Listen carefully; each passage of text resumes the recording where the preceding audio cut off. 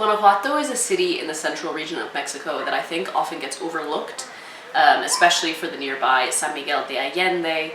The city itself has so much to offer, more so than those neighboring cities, in my opinion. I've been to Guanajuato several times now, and every time I go, I love it a little bit more. I see why so many people want to call this little city home. It's so easy to navigate, and for such a small place, it's packed with so many museums, some seriously good street food, loads of really great markets, some of the best coffee that I've had in Mexico, and really great hiking as well. Like, it's really easy to access sort of the surrounding region. So I thought I would walk you through a dozen or so of the best things to do in Guanajuato, and I hope you enjoy this video. If you do, please give it a thumbs up. It really supports my channel, and please subscribe if you enjoy content about Mexico. I post videos all the time, at least once a week, so you won't want to miss those. Let's get into it.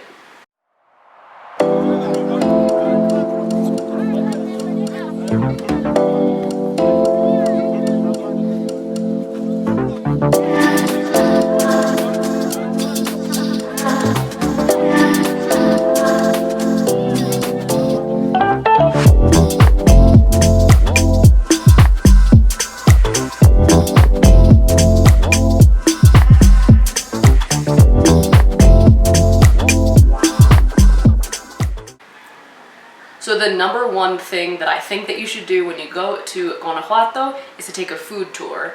I did it the first time I was there, and then I sort of recreated it when I went back recently with my boyfriend, so I could show him some of my favorite places that we went during the food tour. I took a tour with Mexico Street Tours. It was fantastic. We had Laura as our guide, and she was so knowledgeable, born and raised in the state of Guanajuato. She's been living in the city for several years, and she just has such a good knowledge of the cool bars, of the great street stalls, and the history. I learned so much about it. It was such a great way to start my time in Guanajuato, because I really got a better understanding of the history there, of which there is so much, but we'll get onto that in a little bit. But definitely take a food tour. I'll link a video here for the food tour that I took when I first went to Guanajuato. You can have a peek at that. I'll link it below as well so that you can book it for yourself. The second thing that I recommend doing when you come to Guanajuato is to go to the Mummy Museum. The Mummy Museum is famous. So the story goes that the city has a cemetery? Yeah, that's the word. A cemetery, and at one point in history, the city decided that they were going to tax the people in the cemetery, so they removed all of the bodies from the cemetery, and you had to come as a family member or friend or a person who knew one of these deceased people, and you had to come and pay their tax. Once you paid the tax, their bodies could be put back, either into the ground or into the sort of like walls of like graves that they have at this particular cemetery. If you go to the cemetery that's next to the museum, you'll be able to see better like what it is exactly that happened to these mummies. But yeah, so as happens, there were lots of people who were not claimed. There were lots of people who didn't have anyone to pay their tax. They were either foreigners, or perhaps their family had moved on, they didn't have any children, that sort of thing. So there were loads of bodies that were just sort of like stored to the side that didn't have anyone to pay their tax, and the people that worked at the graveyard realized that these bodies had been like embalmed, sort of like they had been mummified naturally, and it's all sort of to do with the fact that they went into these walls, they were sealed airtight, and the weather and the altitude in Guanajuato meant that the bodies were like preserved before they were able to decay. So this isn't like a mummy wrapped in cloths, as you probably have seen in other museums in Europe or something like that. This is like, the bodies have been preserved. It's a startling thing to look at if you're not sure what you're like going to expect. I also have a video about the Mummy Museum, which I'll link here and down below so that you can have a peek at that. But yeah, it's certainly one of the most popular attractions. I highly recommend trying to go during the week instead of on the weekends, because it can just get so busy there, and it's a bit like, it takes away from what you're looking at. It takes away from, in my opinion, the sort of like respect that should be given to these people. when there's so many people there and so many families and kids there. So yeah, highly recommend going during the week. The third thing I recommend doing when you go to Guanajuato is to walk up to the Pipila. This is a monument to one of the young miners who helped with the start of the revolution in Guanajuato. So if you don't know much about the revolution, I'll get on to the second part of this, but this young man that's been enshrined here at the top of this hill was a huge part, took part in starting the revolution and taking over the city in Guanajuato when Miguel Hidalgo came storming into the city and trying to get everyone on side to defeat the Spanish. So there's a funicular, which is basically like a cable car that takes you up to the Pipila, or you can walk, which is what we're gonna do. The funicular is 30 pesos each way. It doesn't matter whether you buy the round trip ticket together. It's 30 pesos or it's 60 pesos for a round trip, so choose what you'd like. You can walk up, you can walk down, you can take it one way and not the other, whatever you like. Absolutely dying. But we made it. It only really takes like 10 minutes. It's just lots of steps going straight up at altitude. Feeling good.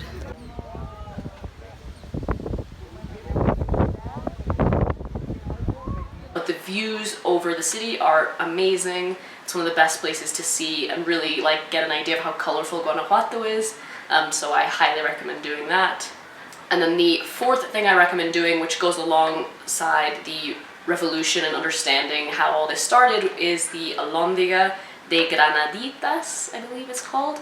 This is the regional museum, and it's also the site of this battle with the Pipila, with the Spanish, with the revolutionistas. So we just came out of the Alhondiga, which is this building behind me. It is like a massive fortress that's been used for so many years. It's also like the location of the revolution, like where it all started. It's a really cool story and well worth checking out. I've got a video from the last time I was here in Guanajuato that I'll link over here somewhere, and you can check out the story behind what happened in here and what happened on the four corners of this building. But I highly recommend it. It's a really interesting museum. It's 65 pesos per person. However, there's nothing in English. Everything is in Spanish. If you don't speak Spanish, definitely get Google Translate app and you can take photos of the signs and translate them so you can understand what you're looking at. But it's definitely worth checking out if you're interested in the history and particularly in the history of the revolution here in Mexico.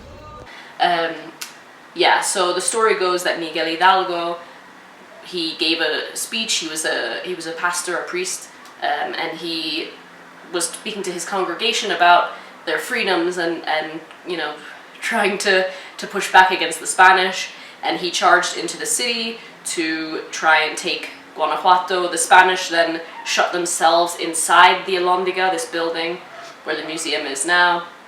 The Pipila, he smashed the door with a big like sort of rock or granite or something, and they set the building on fire. It was like a sort of victory for the people fighting the revolution. Unfortunately, it was not long-lived. The Spanish took the city back. They captured 4 of the leaders of the revolution, including Miguel Hidalgo, Allende, and 2 other men whose names I always forget. I'm sorry. And they put their heads, only their heads, on the 4 corners of the building. They sat on the 4 corners of this building for 11 years in these sort of like bird cages, as it were. And it was a reminder that the Spanish were in charge, and this is what would happen to you if you tried to revolt. So yeah, until the revolution really came to fruition 11 years later and Mexico gained its independence, those heads sat on this very building. And when you go there now, you can see on the corners of each corner of the building the name of the person whose head sat there. But the building is really fascinating. It's full of other sorts of history. It was also the prison where the emperor was imprisoned when they were still fighting for that. It's also full of really amazing murals. Like many buildings around Mexico that have political murals, it's very fascinating to learn a little bit more about the history this way. So yeah, I highly recommend this museum. The fifth thing I recommend is to go to Mercado Hidalgo. This is the main market in Guanajuato, and it was designed to look like a French train station. If you stand back a little bit, which is hard to do because the streets are so narrow, you can see that it does look like a European train station, and you have to get quite a bit further back, but you can see that there's like a tower, like a bell tower, which is really fascinating and doesn't seem to go with the rest of the style of the building, but there you go. Inside the market, however, is tons of really great food. I highly recommend Carnitas Sam for really good carnitas. They do tacos, they do tortas. There's a few places in there for breakfast where you can have really delicious guisados, which are like stews, and you have them in a quesadilla or you have them in a gordita, and it's unbelievably delicious. Yeah, and there's souvenirs and stuff in there too, so you can have you can buy chocolates, you can buy local candies, you can buy hats and scarves and t-shirts and that sort of stuff as well. But definitely go there for the food. The sixth place, I feel like I'm losing count of that you should go while you're here, is Callejon del Beso. Callejon is like an alleyway. There are so many callejones in Guanajuato, and this one is the most famous. The story goes, it's sort of like the Mexican Romeo and Juliet, as it were. Carmen is the woman, and Luis, I believe, is the man. And Luis was a poor miner, and Carmen was from a wealthy, noble family, and they fall in love, and of course they can't be together. Carmen's father doesn't allow it. He locks her in her room, and she can't come out, but Luis realizes that he can rent the room on the same callejon right across from her bedroom, and they're able to like steal kisses at night, and the alleyway is so narrow that when they are both in their balconies they can reach each other. And anyway, obviously Carmen's father finds out and he kills her, which is an interesting decision. But her blood falls to the steps beneath their windows. Luis can't bear the life without her. He also commits suicide in La Valenciana, which is a town outside of Guanajuato where the mines are. And yeah, now lots of people come and they go to the third step where her blood fell, and they kiss, and it's supposed to solidify your love forever. So you can do that. The lines are very long, especially on the weekends. If you want to get a good photo, I highly recommend going in the morning, or definitely during the week when it's not quite as popular. The seventh thing that I sort of recommend is Presa de Olla. It's a dam in the La Presa region of the city. It's like a neighborhood. The street itself where the dam is full of really great cafes and cute little restaurants and stuff. So if you're looking for like a different place to get out of the city and enjoy some different restaurants, I highly recommend it for that. And if you want to like row a boat, then you can come here too. But it looks a little something like this. We are in La Presa, which is a neighborhood in Guanajuato. It looks sparse back there. It's supposed to be one of like the fancier, more expensive neighborhoods. We walked down the main street, which has like some restaurants and cafes and stuff. So far, it's just another neighborhood. We're walking into the park where there's like a lake and you can like rent paddle boats and stuff. So maybe that'll be a nice lush green space. We'll see.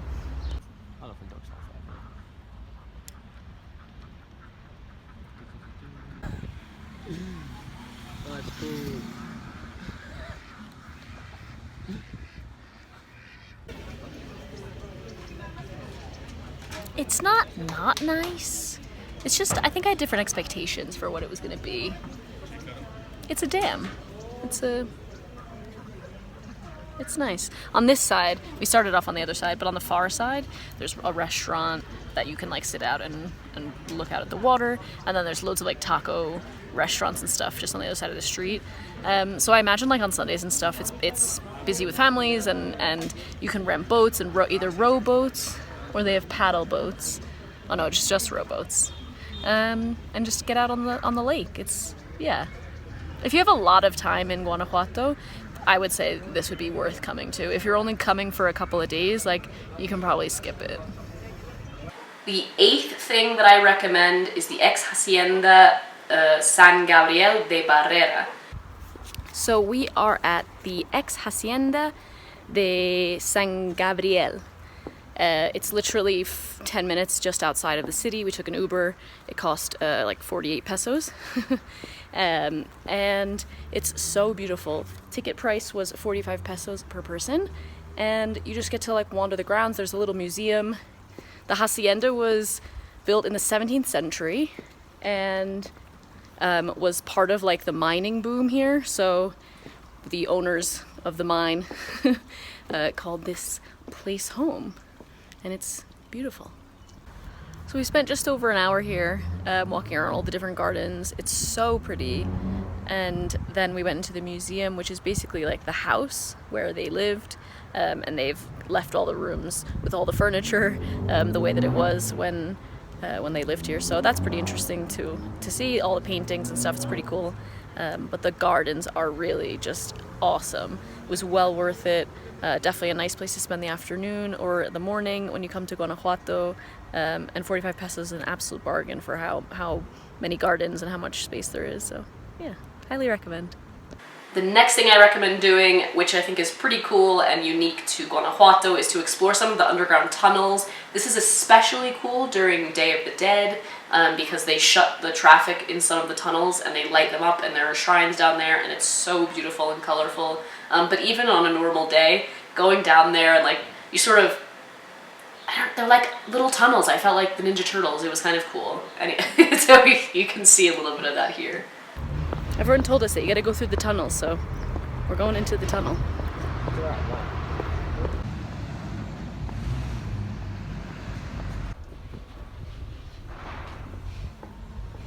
We are walking now in what used to be a river, which is like the lower street in Guanajuato, and it's really a fascinating and quite beautiful and loud street. How like many buildings there are. Yeah. These were all built separately. So initially there was only one public bridge that was like free for people to cross. I believe it's this one. I may be wrong. However, afterwards, loads of people who had properties on like one side of the river built their own bridges, like private bridges across the river, and then they would charge people to cross at these different areas. We're gonna try and go to a bar that used to be one of the private bridges, so I'll show you that when we get there. We're at the bar on the bridge.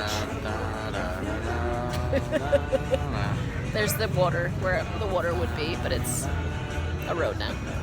Another thing to do is to explore all of the plazas and the churches. There are so many. There's not like really one main square in Guanajuato, which I think is cool. There's lots of little squares and churches and areas where you can sit and enjoy a coffee or dine al fresco. It's such a great city for that, and definitely worth just sort of like wandering around and picking a place that looks busy any time of day. The last thing that I sort of recommend to do is a Callejoneada. This is a very, very Guanajuato thing. It started off as like something that the university students did to perform in the streets. They sing songs, there are jokes, they play music. Some of them you can drink, like they have like alcohol and stuff. Like, it's very fun, like it's super fun. However, if you don't speak Spanish, you won't understand anything that's going on. If you're not like super fluent in Spanish and you don't understand like Mexican, not culture necessarily, but like pop culture. A lot of the songs are like super famous Mexican songs that I've never heard, but everyone on the tour knows them. Or like jokes that are to do with things that I like, just pop culture references that I don't understand.